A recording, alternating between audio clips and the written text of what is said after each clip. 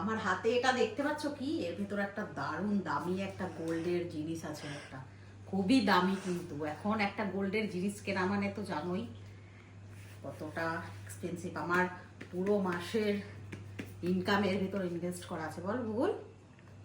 খুব সুন্দর দেখে, কিন্তু কেউ নাক ছিটকাবে না, আমি বলে দিলাম। আমার সামর্থ্য অনুযায়ী আমি এটা বানিয়েছি, একটা গোল্ডের, ভীষণ সুন্দর। তো চলো এটাকে আনবক্সিং করা যাক।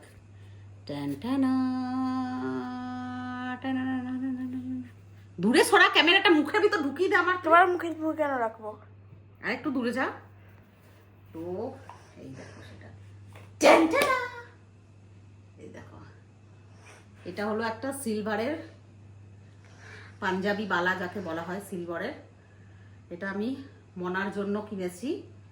মনা পরে থাকবে সব সময়, যেহেতু কাজে বেরোয়, হাতটা ফাঁকা থাকে ওর, মানে খালি হাতে ভালো লাগে না। তো রূপো পরলে একটু নাকি ব্রেনটাও মানে ভালো থাকে, শান্ত থাকে। চঞ্চল তো আসলে, বয়সটা তো ওর এখন, চঞ্চলতার খুব বেশি তো বুদ্ধি হয়নি। তো ওই জন্য এটার উপর প্রচণ্ড হেভি, কিন্তু 30 গ্রামের সোনার, আই মিন 30 গ্রাম সিলভার আছে এটায়। আর তার সাথে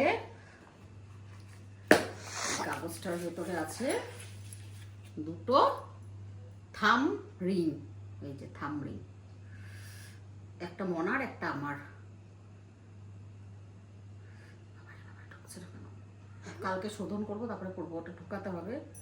মনার একটা, একটা আমার। এটা মনার বড় সাইজ আমার। তো আমার সামর্থ্য অনুযায়ী আমি এটা কিনেছি। প্লিজ ডোন্ট হেট কমেন্ট, ভালো কমেন্ট করবে সবাই, ঠিক আছে?